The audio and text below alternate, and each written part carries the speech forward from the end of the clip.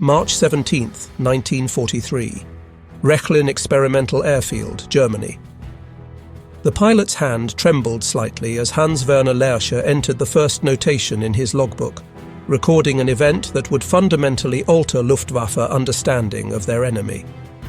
The Americans cannot possibly have built thousands of these machines. No nation could manufacture such complexity on an industrial scale while fighting a global war. Through the cockpit window of the captured Boeing B-17 Flying Fortress, coded DL+XC by German forces, Lerche studied an instrument panel that contradicted 3 years of Luftwaffe intelligence assessments. 13 defensive gun positions would eventually surround the most advanced variants of this aircraft. The B-17F model before him carried 9 heavy-caliber machine guns, each capable of firing 750 rounds per minute, creating an interlocking field of fire that transformed the bomber into something unprecedented in aerial warfare. In German hands, this captured fortress, nicknamed Wolfhound, represented the first intact American heavy bomber the Luftwaffe would test fly. What Lerche and his fellow test pilots would discover in the months ahead would prove more devastating to German confidence than any battlefield defeat. The firepower concentrated in this single aircraft, when multiplied across hundreds of bombers flying in defensive formations, created a level of aerial combat capability that German fighter pilots had never encountered, and German industry could never match. The transformation from enemy weapon to intelligence goldmine had begun 3 months earlier on December 12, 1942. Lieutenant Paul Flickinger piloted B-17F serial number 41-24585, call sign PUB, during a bombing run against the Rouen-Sotteville Railroad marshalling yards in occupied France. His aircraft, part of the 361st Bombardment Squadron of the 303rd Bombardment Group stationed at RAF Molesworth in Huntingdonshire, England, carried the unofficial name Wolfhound painted on its nose by the American ground crew. The 303rd Bomb Group, known as Hell's Angels, had received its baptism of fire nearly a month earlier, but still lacked extensive combat experience. On this December morning, the group furnished 20 B-17s for a mission targeting Luftwaffe servicing facilities some 60 miles east of Paris. The mission started routinely enough, but German fighters from multiple Luftwaffe units had other plans for the American formation. Messerschmitt Bf-109s and Focke-Wulf FW-190s attacked the American formation with aggressive persistence. German pilots pressed their attacks with determination, understanding that breaking up the tight defensive formations offered their best chance of success.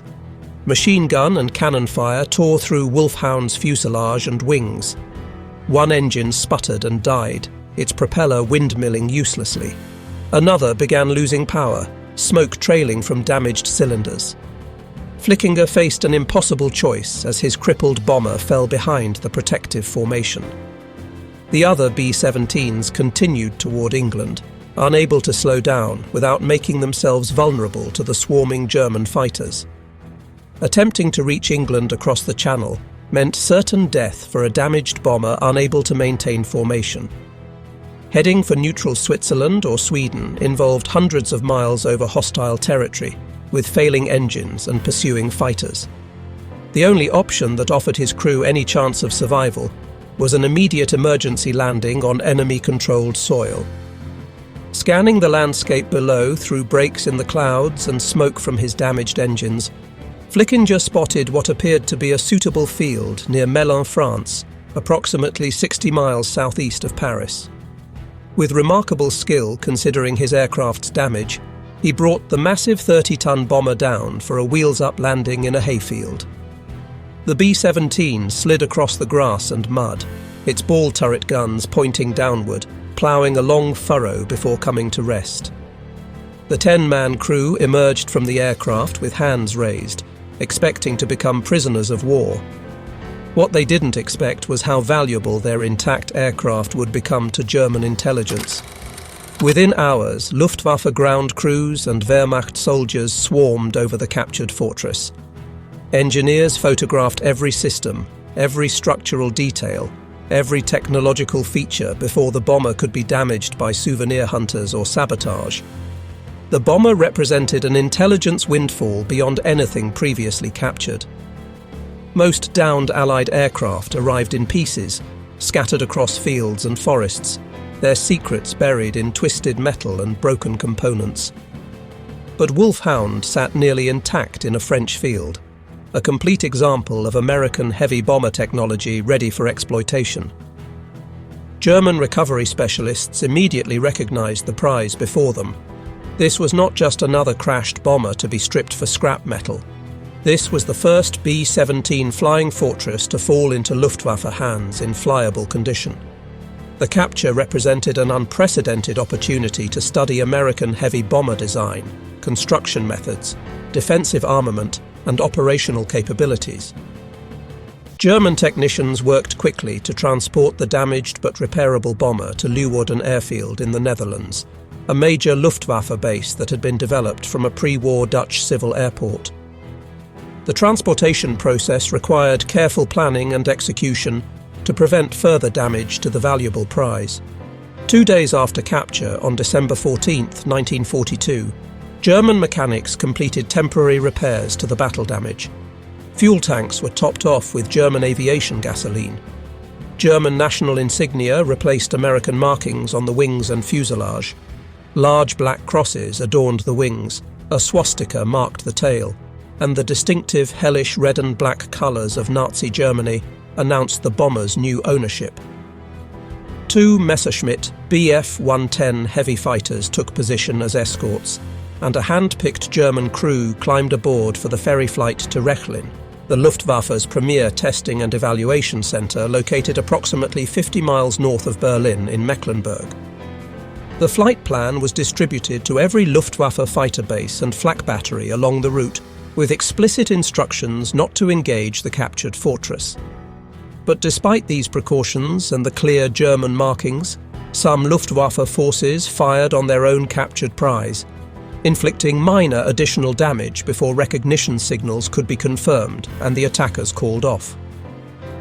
The incident highlighted both the German eagerness to destroy American bombers on sight and the difficulty of coordinating operations across fractured command structures in a military organization that was beginning to feel the strain of fighting on multiple fronts. When Wolfhound touched down at Rechlin after its circuitous flight from the Netherlands, it entered a world dedicated to understanding enemy technology. Rechlin served as the central testing facility for all Luftwaffe aircraft evaluation, a German equivalent to the United States Wright Field in Ohio or the British Royal Aircraft Establishment at Farnborough. Every captured Allied airplane that could be repaired to flying condition eventually made its way to this secretive base. Here, German engineers dissected foreign technology, searching for weaknesses to exploit and innovations to copy or counter. The facility employed hundreds of technicians, engineers, test pilots, and support personnel dedicated to the single mission of understanding how enemy aircraft worked and how to defeat them. For 3 months following its arrival in mid-December 1942, Wolfhound remained grounded while teams of specialists conducted exhaustive examination. Engineers removed panels to study structural design, marvelling at the sophisticated stressed skin construction that gave the B-17 its legendary toughness. They measured skin thickness, analysed alloy composition, tested rivet patterns and joining techniques. Every system received detailed documentation. The electrical network with its miles of wiring revealed American approaches to aircraft systems integration. The hydraulic controls showed sophisticated valve designs and pressure regulation. The oxygen distribution system demonstrated American understanding of high-altitude operations. The intercom system provided clear communication despite engine noise. The fuel management system allowed pilots to shift fuel between tanks to maintain proper center of gravity. The engine synchronization system reduced pilot workload while maximizing performance. Each component was photographed from multiple angles, sketched in detailed technical drawings, measured with precision instruments, and compared to equivalent German systems. Luftwaffe aeronautical engineers marveled at aspects of American manufacturing philosophy revealed in the B-17's construction. The bomber demonstrated mass production techniques on a scale German industry had never achieved or even seriously attempted. Standardized components meant parts manufactured at different factories would fit together without custom fitting. Interchangeable parts allowed damaged components to be swapped quickly in field conditions. Simplified assembly sequences reduced the skill level required for workers, allowing semi-skilled labor to build complex aircraft. Everything about the bomber's design indicated an industrial philosophy fundamentally different from German practice. Where German aircraft required skilled craftsmen to hand-fit complex components through labor-intensive processes, American bombers used standardized modules that semi-skilled workers could install rapidly using jigs, templates, and fixtures. The implications were staggering for German planners who understood industrial capacity. If one captured bomber showed this level of manufacturing sophistication, suggesting an industrial system optimized for volume production, how many could American industry produce in a month? In a year? The numbers, when German intelligence analysts ran the calculations, suggested production rates that seemed impossible, yet proved conservative. On March 17, 1943, Wolfhound finally took to German skies for its first flight under Luftwaffe control. Flugzeugführer Böttcher, an experienced Luftwaffe test pilot selected for his skill and judgment, conducted the maiden flight from Rechlin. The bomber handled smoothly despite its size, responding to control inputs with surprising docility. American pilots had consistently praised the B-17's flight characteristics in reports that German intelligence had intercepted or obtained through prisoner interrogations, and German test pilots quickly confirmed these assessments through direct experience. The Fortress flew with surprising stability for such a large aircraft weighing 15 tons empty and up to 30 tons fully loaded. Control responses felt predictable and balanced across the entire flight envelope. Even with one or two engines shut down during deliberate single-engine and twin-engine tests, the bomber maintained controllable flight, a capability that explained why so many damaged B-17s managed to return to England after sustaining terrible combat damage that would have doomed German bombers. Over subsequent weeks throughout the spring of 1943, multiple German pilots flew Wolfhound in varied test profiles, designed to explore every aspect of the aircraft's performance and handling characteristics. High-altitude performance evaluation showed the bomber could operate comfortably above 25,000 feet, where German anti-aircraft artillery became progressively less effective due to reduced projectile velocity and longer time of flight. Engine synchronization tests revealed sophisticated propeller control systems, featuring constant-speed propellers and automated governors that reduced pilot workload while maintaining optimal engine performance across different flight regimes. Formation flying exercises demonstrated the bomber's stability in close proximity to other aircraft, explaining how Americans maintained those tight defensive box formations that Luftwaffe fighters found so difficult to penetrate without exposing themselves to concentrated defensive fire. The B-17's flight characteristics made it an ideal platform for the demanding task of formation bombing, where dozens of aircraft had to fly in precise geometric patterns while under fire. But the tests that would prove most significant to German fighter tactics involved the defensive armament. Understanding the B-17's weapons suite became the highest priority for Luftwaffe tactical planners across all fighter units in the West. Every German fighter pilot needed to know the Fortress's blind spots, the angles of approach that offered the best chance of survival, the ranges where German cannons could strike without entering the lethal envelope of American machine guns, and the tactics that experienced pilots had developed through costly trial and error in actual combat. The numbers alone were sobering to German planners who understood the implications. The B-17F model carried 9 Browning M2 machine guns of .50 caliber, positioned to provide overlapping fields of fire across nearly every approach angle a fighter might use. Later models, particularly the B-17G that would enter service in summer and fall 1943, would increase this to 13 guns through the addition of a chin turret and improved nose armament. But even 9 heavy machine guns represented firepower exceeding anything German bomber designs incorporated for defensive purposes. German bombers relied on defensive gun positions that were often improvised, cramped and limited in traverse angles. The Heinkel He 111, the Luftwaffe's standard medium bomber, typically carried 6 or 7 machine guns of mixed caliber, many of them rifle-caliber 7.92mm weapons with limited effectiveness against attacking fighters. The Junkers Ju-88 fast bomber might have 4 or 5 defensive positions scattered around the airframe.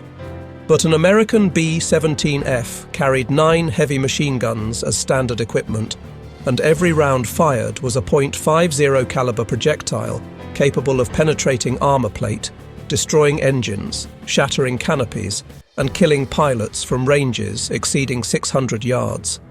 The .50 BMG cartridge fired by these weapons delivered 3 times the kinetic energy of German 7.92mm rounds and comparable energy to German 13mm heavy machine guns. Hans-Werner Lerche, who would become the most experienced test pilot of captured Allied aircraft during the war, flew Wolfhound extensively during the spring and summer of 1943. His post-war memoir, published decades later under the title Luftwaffe Test Pilot, Flying Captured Allied Aircraft of World War II, provided detailed accounts of his experiences with the bomber and numerous other Allied types.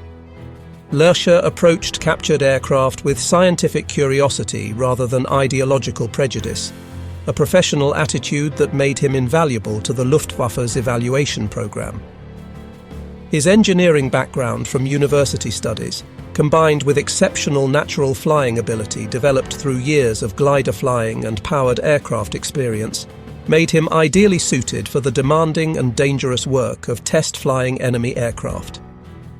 He flew over 125 different aircraft types during the war without a single serious crash or damage incident, a remarkable safety record that testified to both technical skill and careful methodology in approaching unfamiliar aircraft. When Lerche climbed into Wolfhound's cockpit for his first flight in the captured bomber, he had no instruction manual, no training program, no checklist, no qualified instructor to provide guidance. He learned by observation and experimentation, studying the controls and instruments, making educated guesses about function and operation, and carefully testing his assumptions at altitude where mistakes wouldn't prove immediately fatal. The instrument layout differed significantly from German practice in both arrangement and philosophy. American designers favored centralized panels with standardized gauge positions that remained consistent across different aircraft types, allowing pilots to transition between aircraft more easily. Circuit breakers replaced fuses in the electrical system, providing resettable protection that simplified troubleshooting and maintenance. Hydraulic pressure indicators used different pressure scales calibrated in pounds per square inch rather than kilograms per square centimeter. The throttle quadrant operated with reversed logic compared to German aircraft, with forward motion increasing power rather than decreasing it. But perhaps most impressive to Lerche was the bomber's sheer robustness and damage tolerance. The B-17 absorbed punishment that would have destroyed equivalent German aircraft, continuing to fly and fight after sustaining damage that seemed unsurvivable. Its structural strength came from heavy-gauge aluminum alloy frames and stressed skin construction that distributed loads efficiently across the entire airframe. Multiple redundant systems meant single failures rarely proved catastrophic to the mission. Self-sealing fuel tanks prevented fires from small-caliber hits, a technology the Germans understood but had never implemented as comprehensively. Armor plate protected critical crew positions and vital systems, with particular attention to protecting the pilots, engines and fuel system. Lerche and other test pilots at Rechlin conducted numerous firing tests to understand the B-17's defensive capabilities from the attacker's perspective, the viewpoint that mattered most to German fighter pilots who would face these bombers in combat. German fighter pilots would climb into Messerschmitt Bf-109s and Focke-Wulf FW-190s, then make simulated attack runs on Wolfhound while it flew straight and level or performed evasive maneuvers. Ground observers photographed the engagements and recorded angles, ranges, closure rates, and exposure times. Combat cameramen filmed the exercises from chase planes, creating training footage that could be shown to fighter squadrons across Germany and occupied Europe. These exercises revealed uncomfortable truths that contradicted pre-war assumptions about bomber vulnerability. Attacking from directly behind, the traditional German approach to bomber interception that had worked well against earlier Allied bombers with limited defensive armament, exposed the fighter pilot to the most concentrated defensive fire the B-17 could deliver. The tail gunner position, enclosed in a powered Cheyenne turret with excellent visibility through clear plexiglass panels, commanded a clear field of fire directly aft with no blind spots above, below, or to either side within 30 degrees of the tail axis. The dorsal turret, a Sperry design mounting 2.50 caliber guns in a powered rotating turret, could swing rearward to add its firepower to the defensive barrage, doubling the number of guns engaging a rear attacker. Even the waist gunners, standing at open windows along the fuselage midsection, could engage targets approaching from behind and slightly below, or to the sides. A fighter pilot boring in from 6 o'clock directly behind the bomber faced at least 4 heavy machine guns concentrating fire along a predictable intercept path. The tail gunner alone could bring 2 guns to bear, and if he was skilled and the range was appropriate, his fire could be devastating to the thin-skinned fighter aircraft. The closing speed between attacking fighter and fleeing bomber, typically around 150 to 200 miles per hour differential, gave the German pilot perhaps 3 to 5 seconds of firing time before breaking away to avoid collision with the massive bomber. During those few seconds, the bomber's gunners poured hundreds of rounds into the approach corridor, creating a cone of fire that the fighter had to penetrate. Luftwaffe combat reports documented the deadly effectiveness of this defensive arrangement, with numerous fighters damaged or destroyed during tail attacks. Fighter pilots who survived attacks on B-17 formations described the experience as flying into a storm of tracers, a visual metaphor that captured the psychological impact of facing massed defensive fire. At typical combat ranges of 400 to 800 yards, 1 in every 4 or 5 rounds loaded in American machine gun belts was a tracer, creating visible streams of fire that seemed to fill the sky around attacking fighters. These tracers, while intended primarily to help gunners adjust their aim by showing bullet trajectory, also provided an immense psychological deterrent to attacking pilots. German pilots saw walls of fire converging on their aircraft from multiple bombers simultaneously, and instinctively broke off attacks before reaching optimal firing position.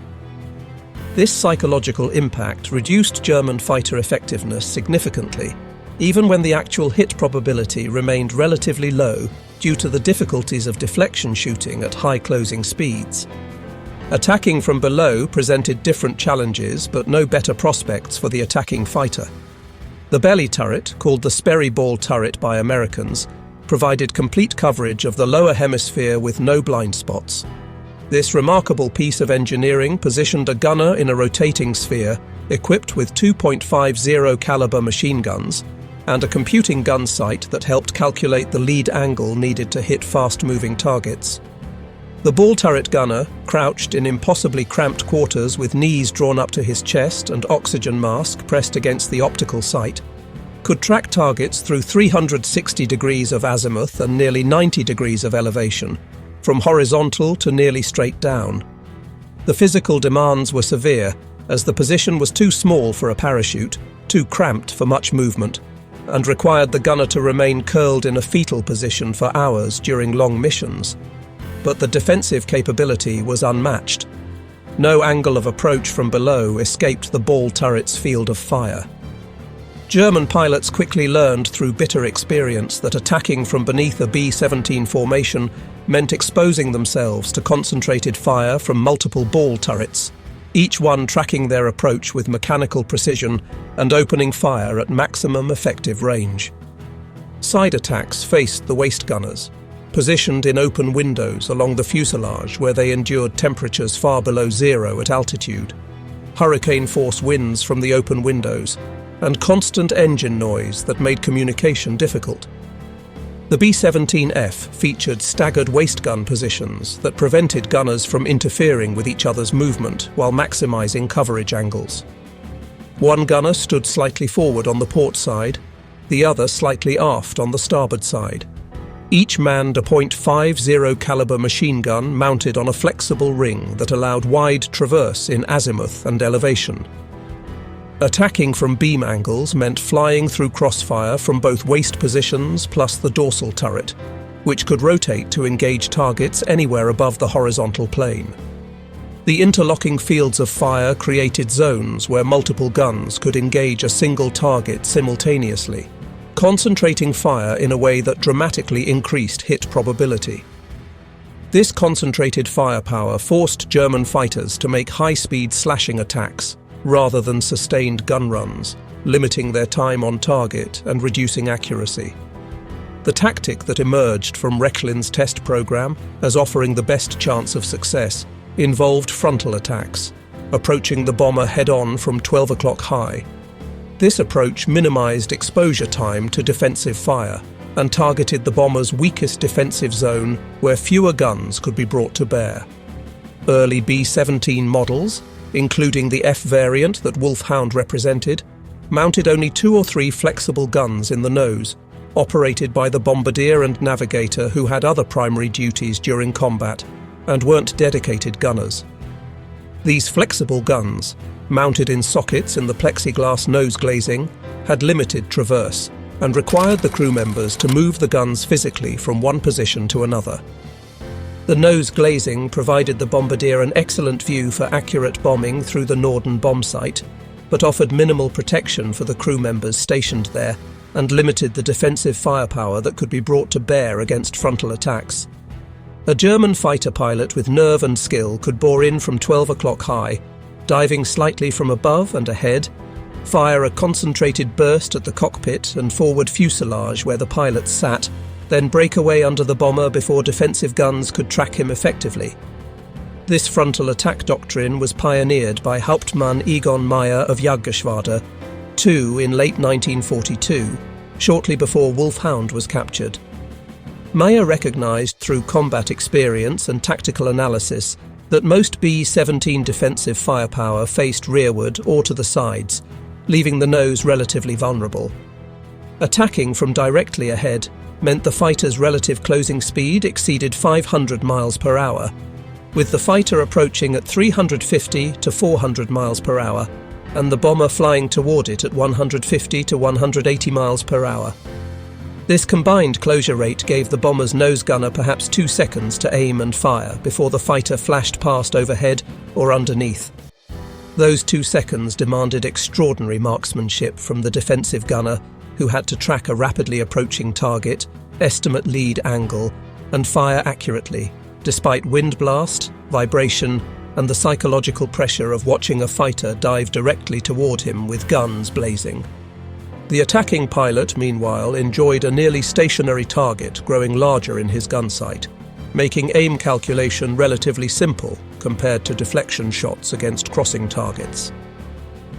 The tactic worked spectacularly when executed properly by skilled pilots with strong nerves. German pilots who mastered the head-on pass achieved impressive kill ratios, sometimes downing multiple bombers in a single mission. But the attack demanded exceptional nerve and discipline that not all pilots possessed. Fighter and bomber hurtled toward each other at combined speeds exceeding 500 miles per hour, closing the distance between them at nearly 750 feet per second.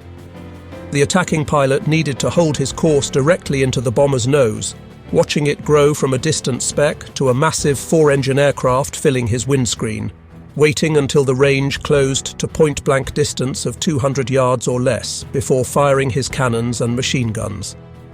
Any hesitation, any early breakaway prompted by survival instinct, reduced effectiveness dramatically by wasting the limited ammunition carried by German fighters.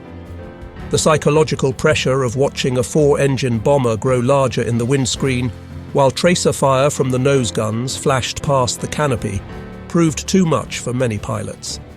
They broke off too early, wasting their attack and exposing themselves to fire from the top turret as they passed overhead. Even successful frontal attacks often proved fatal for the German pilot despite destroying the bomber. The combined closing speed meant collision remained a constant danger that required precise timing and spatial judgment.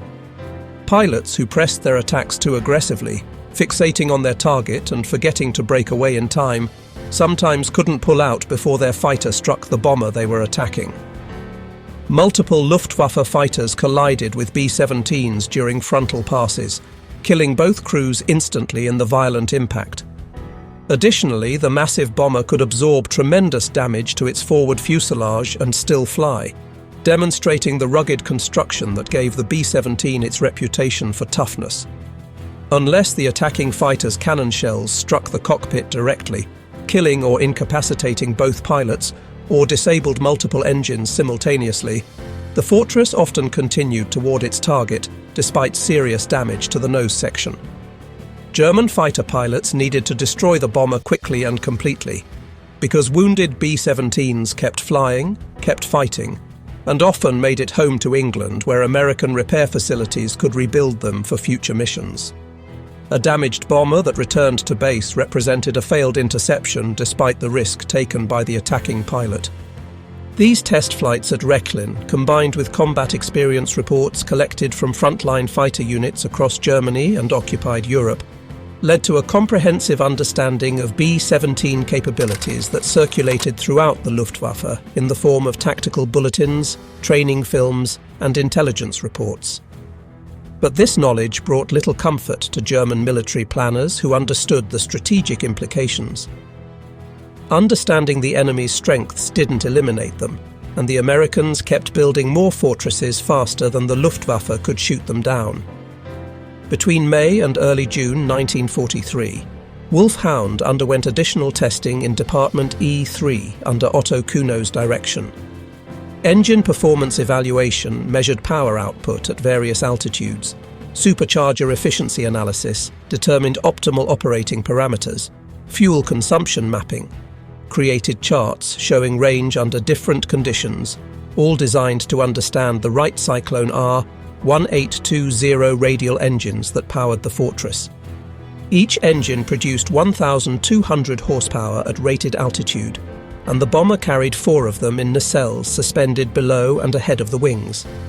Total available power of 4,800 horsepower drove the 30-ton aircraft to speeds approaching 300 miles per hour at altitude and operating ceilings above 35,000 feet, where the air became too thin for effective German fighter operations without specialized equipment.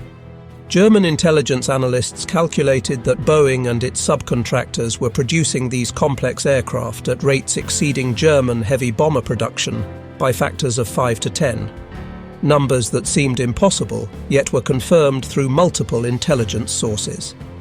If American industry could manufacture such sophisticated bombers in these quantities, while simultaneously building fighters, tanks, ships, and transport aircraft for global operations, what hope did Germany have of matching such industrial output? The question haunted German planners who understood that modern warfare had become as much an industrial contest as a military one. On June 12, 1943, Wolfhound appeared at an exhibition held at Lörz Airfield for Luftwaffe commanders and technical specialists. Alongside the captured B-17 sat examples of other Allied aircraft that had fallen into German hands through combat losses or forced landings. A B-24 Liberator heavy bomber showed American approaches to long-range bombing from a different design perspective. A P-47 Thunderbolt fighter demonstrated American fighter design philosophy, emphasizing ruggedness and firepower over agility. A P-51 Mustang revealed the threat posed by long-range escort fighters that would soon accompany bomber formations deep into Germany. A P-38 Lightning twin-engine fighter showed unconventional American design approaches. An Avro Lancaster represented British heavy bombing capabilities. A de Havilland Mosquito demonstrated the fast bomber concept. A Hawker Typhoon showed British ground attack capabilities, and various Spitfire variants illustrated British fighter evolution. The display served multiple purposes beyond simple aircraft recognition training. It familiarized German personnel with enemy aircraft appearance, markings and identification features to prevent friendly fire incidents.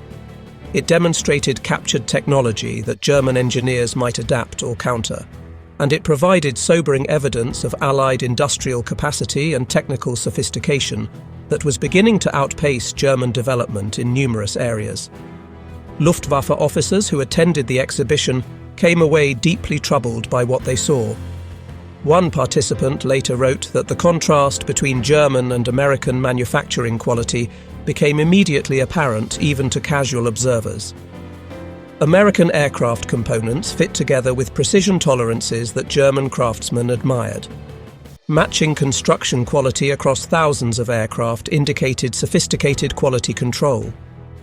Smooth finishes reflected attention to aerodynamic detail. Careful assembly showed systematic production methods rather than improvisation. German aircraft, produced increasingly with slave labor under constant Allied bombing that disrupted supply chains and destroyed tooling, showed rough workmanship, mismatched panels requiring hand-fitting, and improvised repairs using non-standard materials. The implication was unmistakable, even to officers with limited technical knowledge. German industry was struggling to maintain production of increasingly obsolescent designs, while American factories turned out superior equipment in overwhelming quantities. After its appearance at the Leertz exhibition, Wolfhound returned to Rechlin for one final test program before transfer to operational service. In July 1943, engineers equipped the bomber with glider towing apparatus to evaluate its suitability for transport operations. The DFS 230 combat glider program required powerful tow aircraft capable of hauling the loaded gliders to operational altitude, and the B-17's 4 engines provided ample power for this demanding mission. Test flights between June 16th and early August evaluated towing procedures, release mechanisms, and formation flying with gliders in trail. The tests proved successful from a technical standpoint, demonstrating the B-17's versatility beyond its primary bombing role and its suitability for transport missions. But Germany's glider forces were in decline after catastrophic losses during airborne operations in Crete, where students' paratroopers suffered 50% casualties, and in other theatres where airborne operations proved costly. The practical application of these towing tests remained limited, as Germany lacked the transport aircraft fleet and fuel reserves needed for major airborne operations in 1943 and beyond. In September 1943, Wolfhound transferred to a new assignment that would take it from the test facilities at Rechlin to operational service with one of the Luftwaffe's most secretive units. Kampfgeschwader 200 operated from Rangsdorf Airfield near Berlin as a special operations wing unlike any other in the German Air Force. KG-200's mission portfolio included long-range reconnaissance flights deep into enemy territory using aircraft that could blend with enemy formations, insertion and extraction of intelligence agents behind Allied lines, supply drops to German forces operating in partisan-controlled areas or cut off by enemy advances, and testing of experimental aircraft and weapons too sensitive for standard evaluation units. The unit operated an eclectic collection of German and captured Allied aircraft, selected for specific mission requirements rather than standardized logistics. Alongside German types like the Junkers Ju-296 engine long-range transport, Heinkel, He-111 medium bomber, and a Rado R-232 transport, KG-200 flew captured Soviet aircraft for operations on the Eastern Front and multiple American bombers for operations in the West and Mediterranean.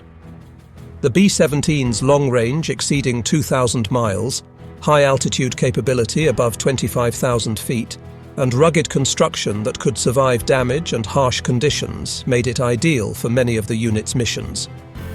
Flying captured American bombers deep into Allied-controlled territory offered unique advantages that justified the logistical burden of maintaining non-standard aircraft. At night or in poor visibility conditions, Allied radar operators and fighter controllers might mistake the German crewed fortress for a friendly bomber returning from a mission over Europe, allowing the intruder to penetrate Allied airspace undetected or unchallenged. The deception could buy precious minutes or even hours before defences reacted, time that could mean the difference between mission success and failure. Even in daylight, a B-17 flying at high altitude could potentially join American formations for short periods, gathering intelligence on tactics, formations, and radio procedures. At Rangsdorf, Wolfhound received a new paint scheme designed for night operations over Allied territory. Dark camouflage colours in blues and greys replaced the earlier test aircraft schemes of yellow undersurfaces and mottled greens. KG-200 side codes beginning with A3+ were applied to both sides of the fuselage, identifying the aircraft to German forces while maintaining some operational security about its specific unit assignment. Records indicate the bomber was eventually coded A3+AE, though some sources suggest it may have carried multiple codes during its service depending on mission requirements. Detailed documentation of Wolfhound's operational service with KG-200 has been lost to history, scattered across archives that were destroyed or dispersed, concealed by participants who survived into the post-war era when certain operations remained classified for decades, or simply never created due to the secretive nature of special operations work. However, post-war research by aviation historians established that KG-200 operated at least 4 captured B-17s between late 1943 and mid-1944, with some sources suggesting the number may have been higher during peak operations. These bombers flew missions across Europe, the Mediterranean, the Middle East and North Africa, operating in some of the war's most sensitive theatres. Some missions involved straightforward transport of critical personnel or equipment to isolated German garrisons cut off by Allied advances or operating behind enemy lines. Others inserted intelligence agents into Allied-controlled territory, using parachute drops at night or high-altitude bailouts that allowed agents to land far from the drop aircraft's apparent course. Several missions conducted reconnaissance of Allied installations, photographing ports where invasion forces might assemble, airfields where bomber forces concentrated, and supply concentrations that might indicate future Allied operations. The most sensitive operations remain shrouded in secrecy decades after the war's conclusion, their details known only to the participants who have since passed away. Hans-Werner Lerche flew other captured B-17s that made their way to Rechlin after Wolfhound transferred to operational service with KG-200. On October 9, 1943, B-17F serial number 42-30336, named Miss Nonnally II by its American crew, crash-landed in a field at Norholm Estate near Varde in Denmark after developing engine trouble during a mission over Germany. The crew bailed out over Denmark, but the pilot successfully brought the aircraft down intact in a controlled crash landing, demonstrating the B-17's docile handling even in emergencies. German recovery teams arrived quickly, understanding the value of captured American bombers, and Lerche himself flew the bomber out of the field to Esbjerg Airfield, then on to Rechlin for evaluation. The fact that Lerche could fly an unfamiliar American bomber out of a farm field with no instruction manual, no checkout flight, and no ground training spoke volumes about both his exceptional skill as a test pilot and the B-17's docile handling characteristics that made it forgiving of pilot errors. Miss Nonnally II received the German code 7+8 and served in evaluation roles until at least December 1944, when records indicate it was still flying test missions. Each newly captured fortress provided fresh opportunities for detailed examination.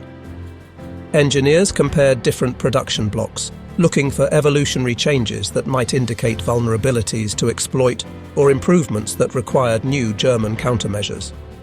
They tested various ammunition types against B-17 structure to determine optimal attack profiles for fighter pilots.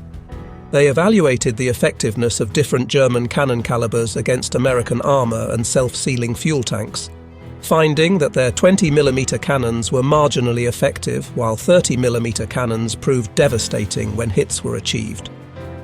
What emerged from these exhaustive tests was a comprehensive picture of an aircraft that represented the peak of American bomber development in 1943, and a level of defensive firepower that had fundamentally altered the calculus of daylight strategic bombing. Consider the statistics that German test pilots calculated at Rechlin. A single B-17G, the final and most heavily armed variant that would enter service in summer 1943, carried 13 Browning M2 machine guns of .50 caliber, positioned to provide complete defensive coverage.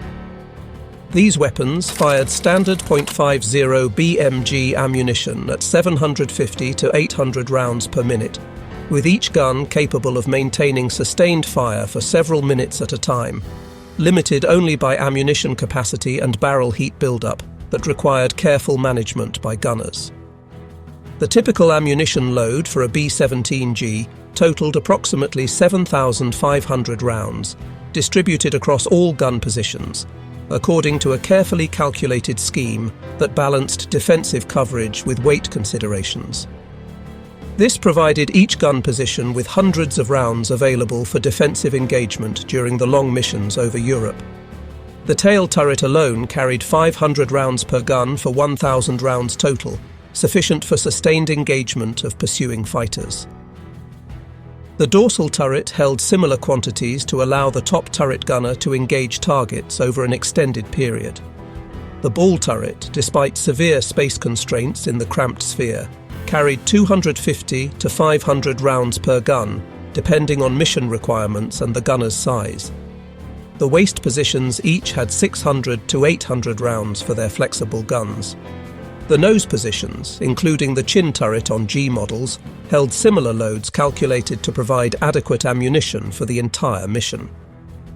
When German test pilots at Rechlin calculated the combined firepower of a single B-17G firing all guns simultaneously at a target, the numbers proved staggering and explained why bomber crews had such confidence in their defensive capabilities. 13 guns at 750 rounds per minute each produced a combined rate of fire approaching 10,000 rounds per minute across all positions. Translated to rounds per second to better understand the immediate tactical effect, a fully engaged fortress could throw approximately 160 heavy machine gun bullets into the surrounding airspace every second, creating a cone of fire that filled the approach corridor with lethal projectiles. But American bombers never flew alone over enemy territory.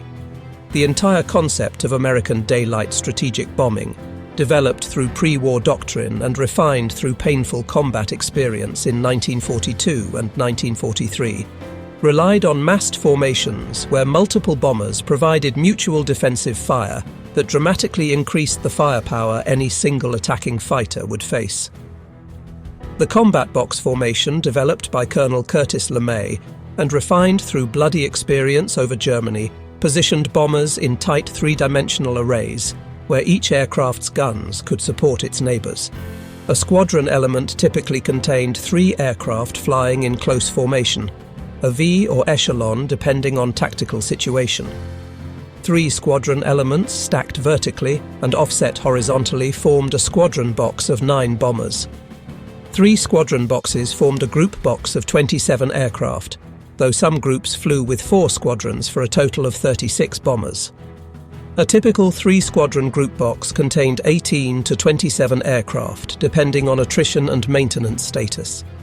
If each bomber carried even 9 guns instead of 13, assuming a mix of F and G models in the formation, the group's combined defensive armament exceeded 180 heavy machine guns, providing interlocking fire. 3 such groups combined to form a wing box with 54 to 81 bombers and 500 to 700 machine guns providing interlocking defensive fire, that created zones where attacking fighters faced concentrated fire from dozens of bombers simultaneously. German fighter pilots attacking such formations described approaching a wall of tracers, a vivid description that captured the visual and psychological impact of massed defensive fire. At typical combat ranges of 400 to 800 yards, every bomber gunner who detected an attacking fighter opened fire simultaneously, creating a visual spectacle that was both beautiful and terrifying. 50 or more machine guns might concentrate fire on a single fighter, making a head-on pass through the formation, with each bomber's gunners tracking the target and firing at maximum rate. The psychological impact overwhelmed many pilots regardless of actual hit probability, which remained relatively low due to the difficulties of deflection shooting, range estimation, and the brief time available for engagement. Luftwaffe after-action reports documented numerous instances of fighters breaking off attacks prematurely, before reaching optimal firing range, because pilots couldn't force themselves to fly deeper into the defensive barrage. Those pilots who maintained formation discipline and pressed attacks home despite the defensive fire faced brutal arithmetic that favoured the defenders. Luftwaffe studies conducted using data from actual combat engagements determined that rear attacks on B-17s required an average of 20 hits from 20mm cannon shells to destroy a bomber, and that figure assumed hits were distributed across vulnerable systems rather than concentrated in one area. The B-17's rugged construction, redundant systems, and self-sealing fuel tanks allowed it to absorb tremendous punishment and continue flying.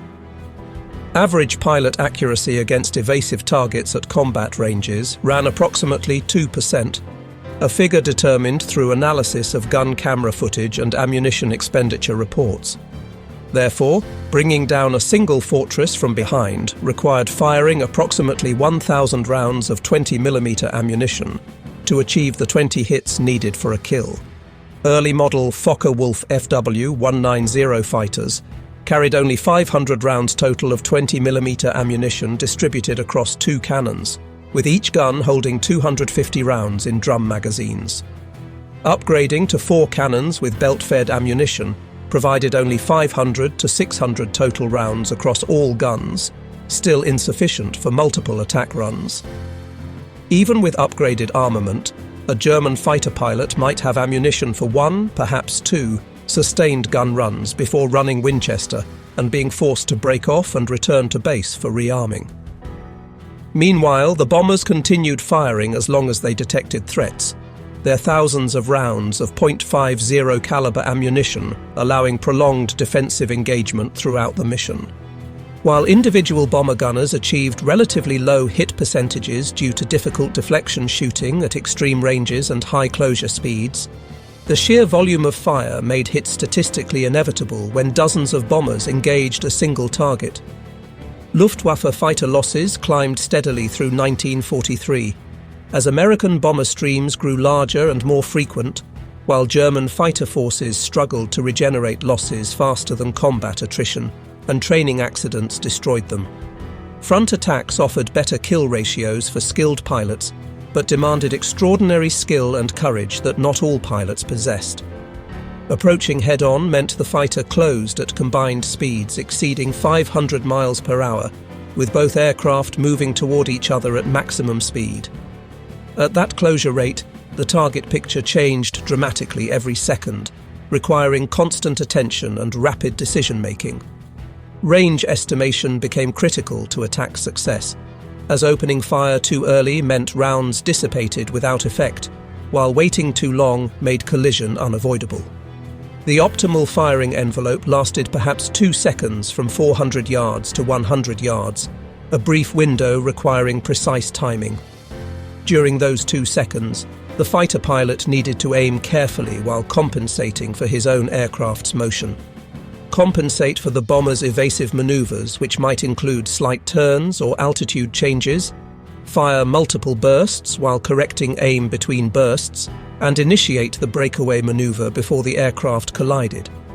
This demanded constant practice under realistic conditions and exceptional reflexes that only experienced pilots developed. The captured B-17 at Rechlin allowed German fighter pilots to study their target intimately in ways impossible through combat experience alone. They walked completely around the fortress, examining it from every angle and noting the gun positions and their fields of fire. They climbed inside through the waste windows and crawled through the cramped interior, experiencing the limited space and difficult working conditions that bomber gunners endured.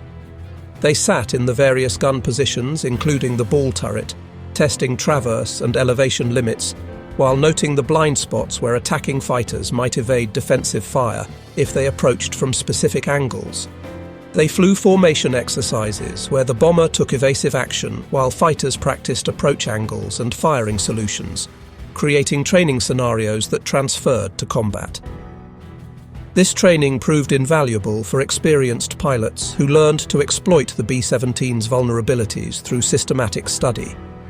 But by late 1943, the Luftwaffe was losing experienced pilots faster than training programs could replace them with equally skilled aviators. New pilots straight from flight school lacked the hundreds of hours of experience needed to execute complex attack maneuvers under fire, while maintaining situational awareness. They often broke off attacks prematurely or pressed them too aggressively, either wasting their ammunition or dying in collisions. Additionally, the Americans continuously improved their bombers based on combat experience and crew feedback.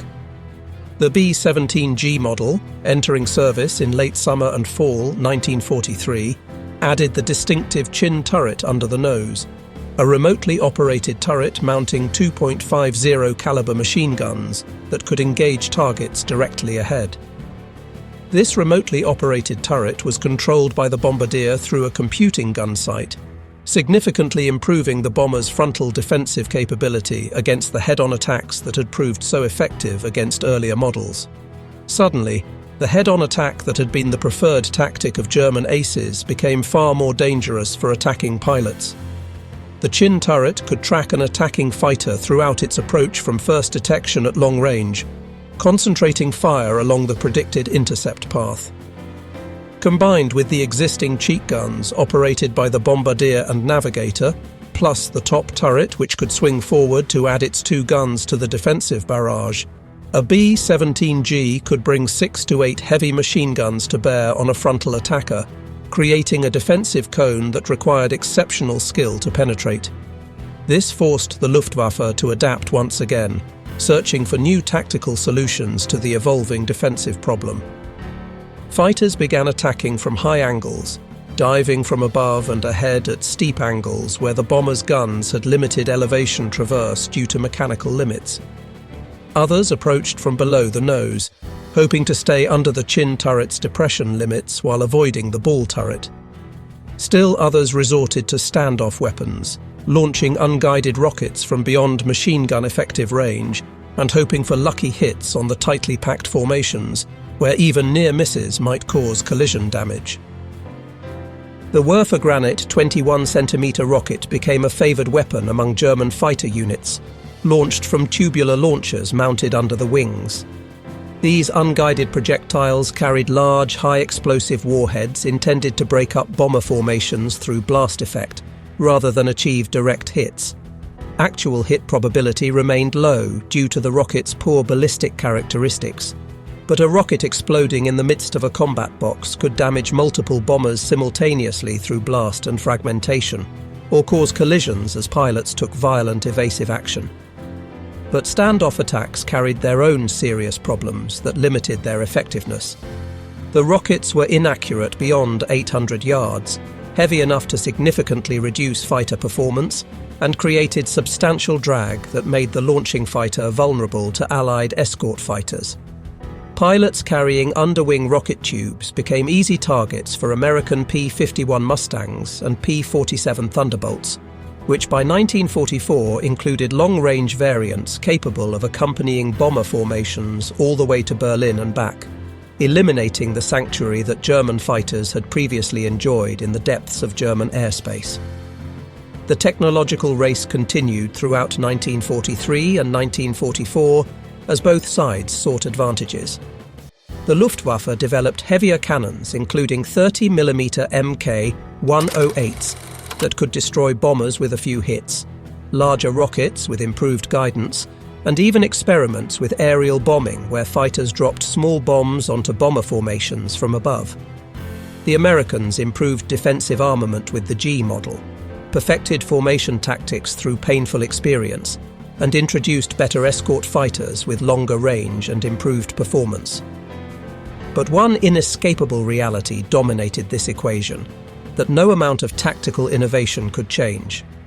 American industry could replace losses faster than German industry, despite operating on the far side of the Atlantic Ocean and shipping everything to Europe. Every B-17 shot down over Europe represented a tactical victory for the Luftwaffe pilot who achieved the kill, but only a strategic victory if it prevented future missions.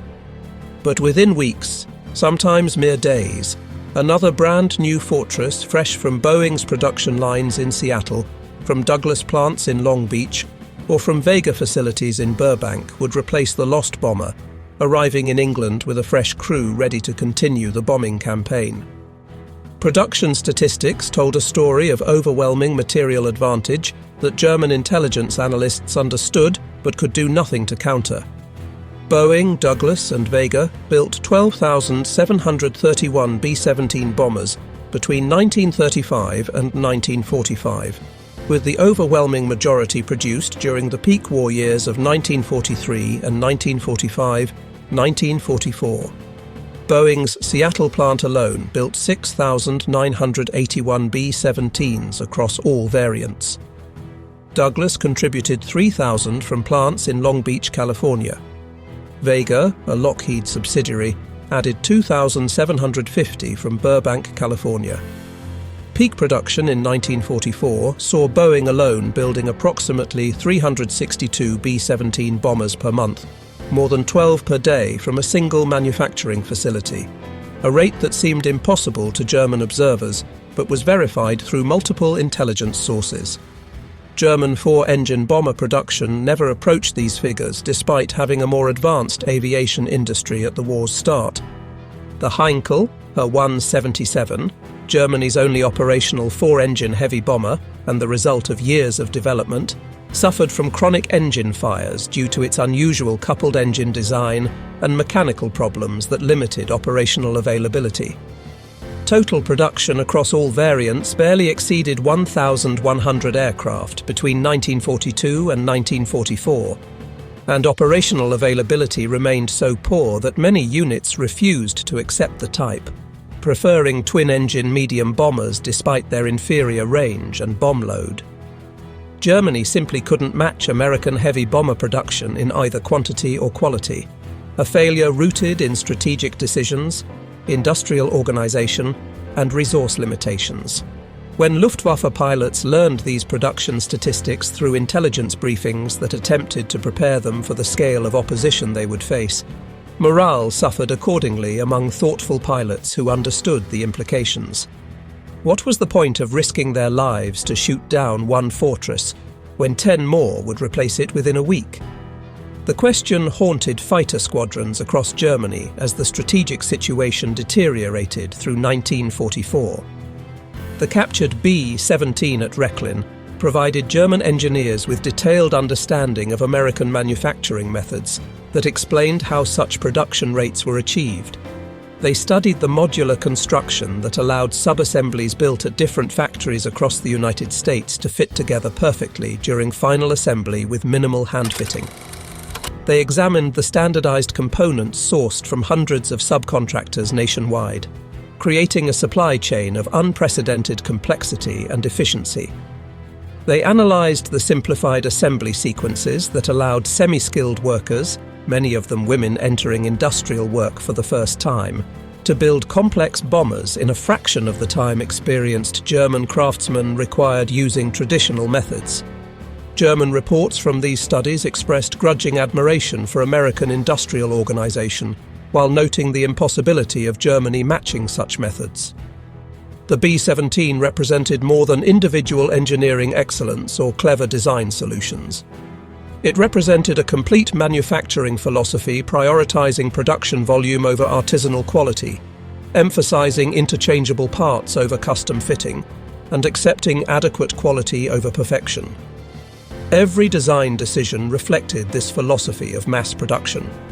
Standardized fasteners throughout the aircraft reduced inventory requirements and simplified assembly. Straight panels with minimal compound curves simplified forming operations and reduced scrap rates. Modular subassemblies allowed parallel construction of fuselage sections, wings, and tail surfaces that came together in final assembly with minimal fitting required, dramatically reducing production time. This approach enabled Boeing's Seattle plant to complete one B-17 every hour at peak production rates, a feat that seemed impossible to German observers accustomed to production rates measured in weeks per aircraft. German factories, still using traditional aircraft construction methods with custom-fitted components, hand-riveted assemblies, and skilled craftsmen performing most operations, required weeks to build a single bomber. The implications were strategic and inescapable to anyone who understood industrial production. Even if German fighters achieved favorable loss ratios in combat, even if they shot down 2 or 3 bombers for every fighter lost, American industry could sustain such attrition indefinitely, while German industry could not. By mid-1944, this reality became undeniable even to the most optimistic German commanders. The question was no longer whether Germany could win the air war over Europe. The question became how long German forces could continue fighting against increasingly overwhelming material disadvantage before collapse became inevitable. Wolfhound and the other captured B-17s at Rechlin had taught the Luftwaffe everything they needed to know about the Flying Fortress as a weapons system. They understood its strengths, including its rugged construction and heavy defensive armament. They knew its weaknesses, including the vulnerable nose on early models and the blind spots in gun coverage. They had documented its capabilities in terms of range, altitude, bomb load, and formation flying.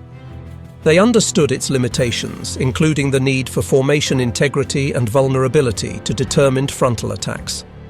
They developed tactics that, when executed properly by skilled pilots with strong nerves, could destroy the bombers despite their defensive firepower. But this knowledge couldn't change the fundamental arithmetic of industrial production that determined strategic outcomes. For every German pilot who learned to attack B-17s effectively through training at Rechlin or through combat experience, the Americans trained 10 new bomber crews. For every fortress shot down over Germany through superior German tactics, American factories built 5 more bombers. For every successful interception that disrupted a bombing raid, a dozen more raids flew the next week with even larger formations.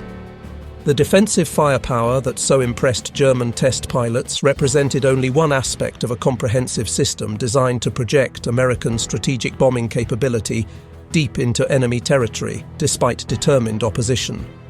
The B-17 combined long range exceeding 2,000 miles, high altitude capability above 25,000 feet, heavy bomb load of 4,000 to 8,000 pounds depending on mission requirements, rugged construction that could absorb battle damage, and devastating defensive armament into a single package that, when multiplied across hundreds of aircraft flying in mutually supporting formations, created an aerial weapon that fundamentally changed the nature of warfare. Luftwaffe General Adolf Galland, one of Germany's most successful fighter aces with 104 confirmed victories and eventual commander of German fighter forces, wrote extensively in post-war years about the challenges of defending against American daylight bombing. He acknowledged that individual German pilots often possessed superior training and more extensive combat experience compared to American bomber crews, many of whom were on their first combat tour. German fighters, particularly late-war models like the Focke-Wulf FW-190D-9 longnose variant and Messerschmitt Bf 109K-4, could outperform B-17S in every performance metric, including speed, climb rate, and maneuverability. German cannons hit far harder than American .50 caliber machine guns, delivering explosive shells that could destroy bombers with a few hits. Yet despite these advantages in equipment and pilot skill, German fighters couldn't stop the daylight bombing campaign that systematically destroyed German industrial capacity. Galland attributed this failure to multiple factors in his post-war writings and interviews, but American industrial capacity topped his list of decisive factors. The Americans simply built more of everything faster than Germany could destroy it, whether bombers, fighters, tanks, or any other war material. The captured B-17s proved this reality beyond any doubt for German engineers and planners who studied them. German engineers dismantled every system, studied every component, evaluated every design decision with thoroughness that would impress any technical investigator. They found much to admire in the bomber's design and little to criticize from an engineering perspective. The Fortress represented mature engineering executed with manufacturing excellence that integrated the best available technologies into a coherent weapons system. No amount of tactical innovation or pilot skill could compensate for such material disparity in a war of attrition. Hans Werner Lerscher flew numerous captured aircraft during his tenure at Rechlin and other test facilities, accumulating over 125 different aircraft types from various nations without a single serious accident that damaged an aircraft or injured the pilot. His post-war writing reflected professional respect for Allied aviation technology, tempered by frustration at German industry's inability to match Allied production rates and organizational efficiency.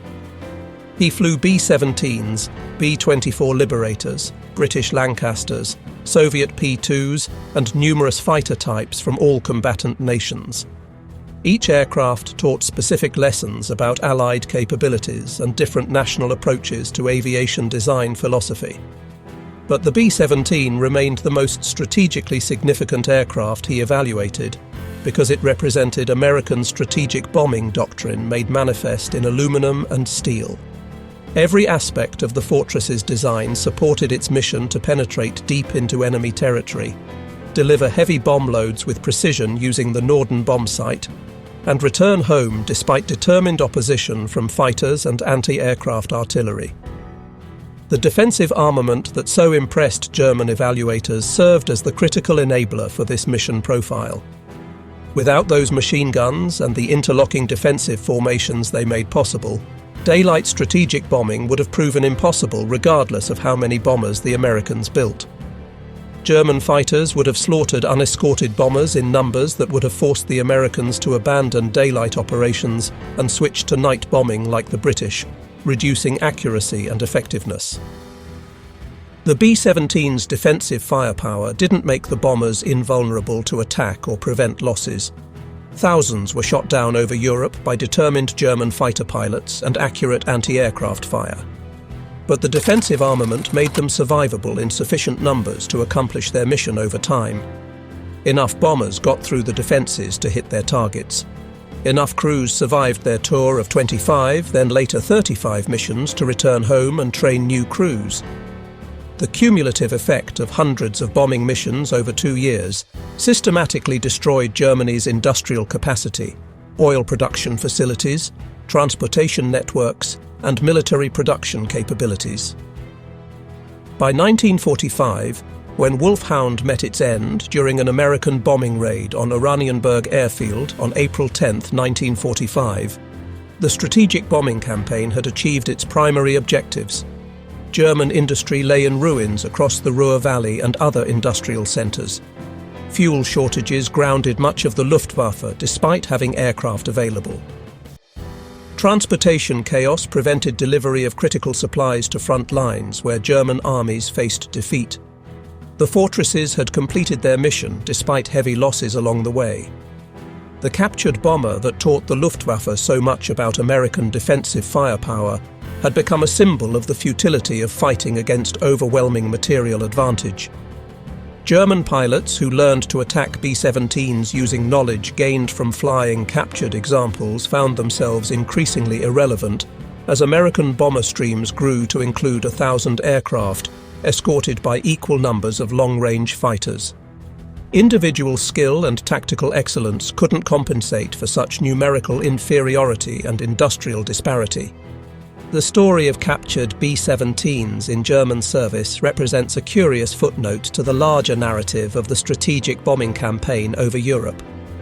These aircraft, built in American factories by American workers, flown by American crews on combat missions, shot down or forced down by German forces, then rebuilt and flown by German pilots, served as unique windows into Allied capabilities and American industrial methods.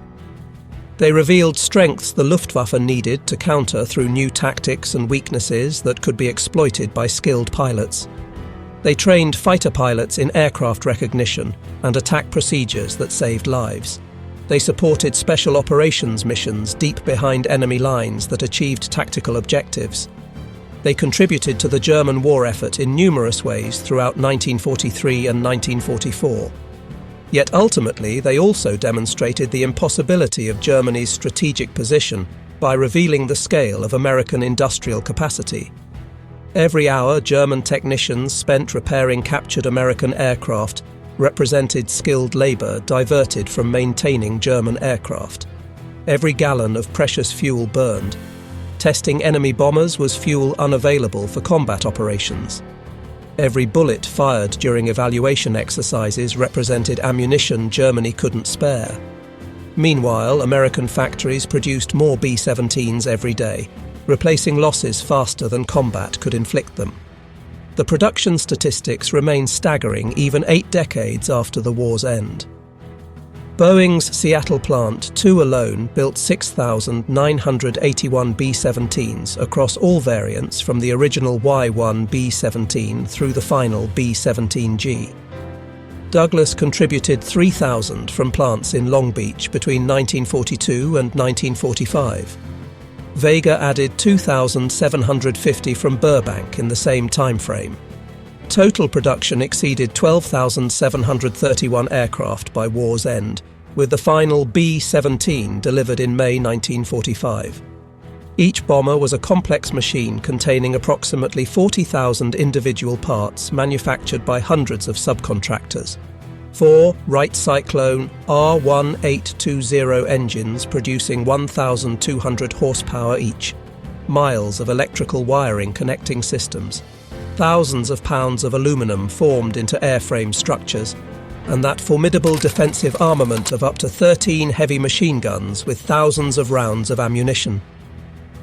Germany never built even 2,000 four-engine bombers during the entire war, despite starting with a more advanced aviation industry in the 1930s and having pioneered strategic bombing concepts. The reasons for this dramatic production disparity extended far beyond simple industrial capacity or factory floor space. American strategic doctrine prioritized heavy bombers for deep penetration missions and strategic targeting, while Germany focused on medium bombers and dive bombers, optimized for close air support of ground forces, a fundamental difference in military philosophy. American geography, protected by vast oceans that enemy forces couldn't cross, allowed undisturbed factory expansion and operation, while German industry operated under constant Allied bombing that destroyed facilities, killed workers, and disrupted supply chains. American engineering education produced thousands of skilled designers, managers, and technicians annually, while Germany struggled with manpower shortages as the war dragged on and casualties mounted. Most fundamentally, American political and economic systems proved more adaptable to total war mobilization than the rigid Nazi hierarchy with its competing power centers, inefficient decision-making, and ideological constraints. All these factors combined to create the industrial advantage that determined strategic outcomes.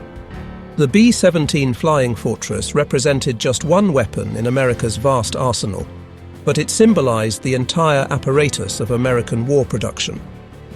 When Luftwaffe officers stood before Wolfhound at Rechlin, studying its construction, testing its systems, flying evaluation missions, they were really studying American industrial civilization and its capacity for sustained production.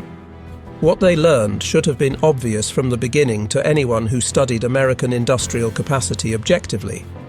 You cannot defeat an enemy who can build bombers faster than you can shoot them down, who can train crews faster than you can kill them, who can deliver bombs in greater tonnage than your entire nation's industrial output across all sectors.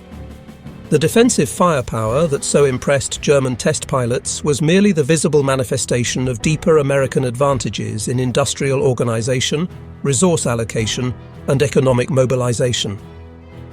The real secret weapon wasn't the 13 machine guns mounted on the B-17G. It was the economic and industrial system that could design, manufacture and deploy 12,731 of these bombers while simultaneously building 300,000 aircraft of all types, 88,000 tanks, 41 billion rounds of ammunition, and everything else needed to fight a global war on multiple fronts across several continents and 2 major oceans. No amount of tactical brilliance, pilot skill, or individual courage could overcome such overwhelming disparity in industrial output. No wonder Hans Werner Lerche, after flying dozens of captured Allied aircraft and seeing firsthand the quality and quantity of enemy equipment, concluded that Germany had already lost the war by 1943, based purely on industrial mathematics. The mathematics of material production predicted defeat with mathematical certainty. The only questions remaining were when the end would come and at what final cost in lives and destruction. The captured B-17 at Rechlin answered some important tactical questions for German fighter pilots. They revealed blind spots in defensive coverage that skilled pilots could exploit. They identified vulnerable systems, including hydraulics and oxygen, that could disable the bomber. They demonstrated attack profiles that offered the best chance of success for determined pilots. But they couldn't answer the fundamental strategic question that determined outcomes. How do you stop 10,000 bombers when you can barely build 1,000 fighters annually? How do you defend cities against endless raids when your pilots fly 3 or 4 missions per day until they're killed, wounded, or too exhausted to continue? How do you maintain industrial production and civilian morale when every factory worker knows American bombs will eventually find their workplace? These questions had no satisfactory answers within the framework of Nazi Germany's war strategy and industrial organization. The regime had started a war of conquest, assuming quick victory before enemies could fully mobilize their economies and industrial capacity. When that fundamental assumption proved false, when the war became a grinding contest of industrial attrition and staying power, Germany's fate was sealed by decisions made in the 1930s. The B-17 Flying Fortress, with its multiple heavy machine guns throwing 160 rounds per second into the surrounding airspace, with its ability to absorb horrific damage and continue flying toward targets, with its clear manifestation of American industrial capability and organizational efficiency, represented not just a tactical challenge, but a strategic verdict on the war's outcome. The bombers came every day in increasing numbers. The fighter escorts grew more numerous and capable. The targets burned systematically. And there was nothing the Luftwaffe could do to stop the campaign despite heroic individual efforts. Luftwaffe test pilots at Rechlin flew captured B-17s extensively and came away with grudging respect for American engineering, manufacturing and military organization. They admired the bomber's rugged construction that allowed it to survive damage that would destroy lesser aircraft. They appreciated its thoughtful design that prioritized crew survivability and operational effectiveness. They acknowledged its devastating defensive firepower that made attacking the formations a deadly proposition even for experienced pilots. But respect for the weapon did nothing to change the outcome of battles in the sky over Europe. Knowledge of the enemy's capabilities couldn't create the resources needed to defeat them, when those resources simply didn't exist in sufficient quantities. By late 1944, many of the captured B-17s in German service had been destroyed or rendered unflyable through various causes. Some fell victim to Allied bombing raids on German airfields as the bombing campaign targeted Luftwaffe infrastructure. Others crashed due to maintenance issues as spare parts became impossible to obtain with supply chains disrupted. A few continued flying special missions for KG-200 until the final weeks of the war in early 1945. But their intelligence value had been largely exhausted by this point. The Luftwaffe knew everything worth knowing about the flying fortress through years of study. They understood its blind spots where guns couldn't reach. They knew its vulnerabilities in specific systems. They had developed tactics to attack it effectively when conditions allowed. Yet this hard-won knowledge proved increasingly useless against the reality of thousand-bomber raids, escorted by hundreds of fighters that overwhelmed defences through sheer numbers. Individual German pilots continued achieving remarkable success against B-17 formations throughout the war. Some aces shot down dozens of bombers using perfected attack techniques, learned partly from studying captured examples at Rechlin. But heroic individual performance couldn't compensate for systematic industrial inferiority and numerical disadvantage. For every ace who survived long enough to develop expertise through dozens of missions, 10 novice pilots died on their first or second combat mission before learning effective tactics. The average life expectancy for a German day fighter pilot by 1944 measured in weeks rather than months. Many never achieved 10 combat missions before being killed or too badly wounded to continue flying, creating a downward spiral of declining experience levels. The Americans, meanwhile, implemented systematic crew rotation policies that sent crews home after completing tour requirements of 25 missions initially, later increased to 35 missions as loss rates declined. Survivors returned to training commands in the United States, where they passed hard-won combat experience to new crews, creating institutional learning that preserved lessons purchased with blood.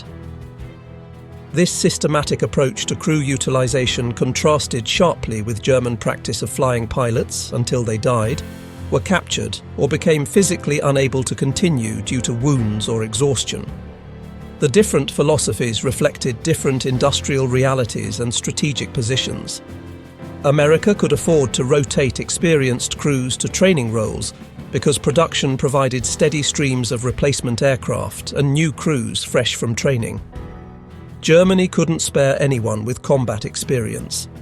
Every pilot capable of flying combat missions stayed on the line until killed, captured, or incapacitated, leading to declining average experience levels across fighter units. Captured B-17 taught the Luftwaffe much about American defensive firepower through systematic study. The experience of fighting against thousand-bomber raids taught harder lessons about American resolve, resources, and industrial staying power. But the ultimate lesson came in May 1945, when the guns finally fell silent across Europe. Germany lay in ruins, its cities destroyed, its industry shattered beyond immediate repair, its military crushed between Soviet forces in the east and Western Allied armies in the west.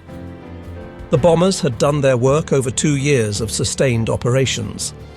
The defensive firepower that so impressed German test pilots in 1943 had proved sufficient for the fortresses to complete their mission, despite taking terrible losses along the way, with nearly 5,000 B-17s lost to all causes during the war. The story ends where it began, in the sky over Europe, where men fought and died in machines that represented their nation's industrial capabilities, strategic doctrines, and approaches to warfare. Hans Werner Lerche survived the war and lived until 1991, long enough to publish his memoirs and participate in numerous historical projects documenting Luftwaffe test pilot experiences for future generations. He remained proud of his service and technical accomplishments, while acknowledging the futility of Germany's cause and the inevitability of defeat once American industrial capacity fully mobilized. His expertise flying captured Allied aircraft made him valuable to Allied intelligence services after the war, and he contributed to several projects evaluating German and captured Allied aircraft for post-war air forces. Wolfhound, the first intact B-17 captured by the Luftwaffe, served Germany from December 1942 until its destruction in April 1945. During those 2.5 years, it taught German aviators and engineers volumes about American bomber design, defensive tactics, and industrial capabilities. The lessons proved intellectually valuable but strategically irrelevant to changing outcomes. Understanding your enemy's advantages doesn't eliminate them, or create counters when the resources don't exist. The 13 machine guns that so impressed test pilots at Rechlin represented not just defensive armament, but American industrial philosophy made tangible in metal. Overwhelming firepower through volume of fire, mutual support through formation tactics, redundancy through multiple weapon systems covering all approaches, all designed to ensure that enough bombers survived each mission to destroy their targets and return home to fly again. This philosophy worked despite heavy costs. Despite losing nearly 5,000 B-17s to all causes during the war, including combat losses, operational accidents, and weather. Despite casualty rates among bomber crews that exceeded 20% in some units during 1943, despite German fighter opposition that shot down hundreds of fortresses in determined resistance, the strategic bombing campaign succeeded in its objectives. Germany's war industries were destroyed across the Ruhr and other centres. Its cities burned from incendiary attacks. Its transportation networks collapsed under sustained interdiction. And when the war ended, American factories were still building B-17 at rates that would have allowed complete replacement of all combat losses within 6 months, demonstrating the ultimate futility of trying to win an attrition war against American industrial capacity. The captured B-17s in German service became unwitting witnesses to their own nation's defeat. Every test flight revealed American capabilities. Every evaluation report documented American advantages. Every training exercise emphasized the same inescapable message. America possessed industrial capacity that Germany could never match through any realistic means. The defensive firepower was impressive and merited respect. The productive capacity behind it was overwhelming and ultimately decisive. That was the real lesson of the captured flying fortresses, though it took time for all participants to fully comprehend the implications. The Luftwaffe officers who flew captured B-17s admitted they had never seen defensive firepower like it in their experience with other bomber types. They marveled at the interlocking fields of fire that covered all approach angles, the heavy caliber weapons that could destroy fighters at long range, the volume of ammunition that allowed sustained engagement. But the defensive guns were merely the visible manifestation of America's true weapon, the arsenal of democracy operating at full capacity and coordination. That arsenal, once unleashed and fully mobilized, proved unstoppable despite determined resistance. The fortresses came in their hundreds, the bombs fell on their targets, and Germany fell with them. The captured B-17s could teach tactics and reveal vulnerabilities. They couldn't change the strategic destiny determined by industrial capacity.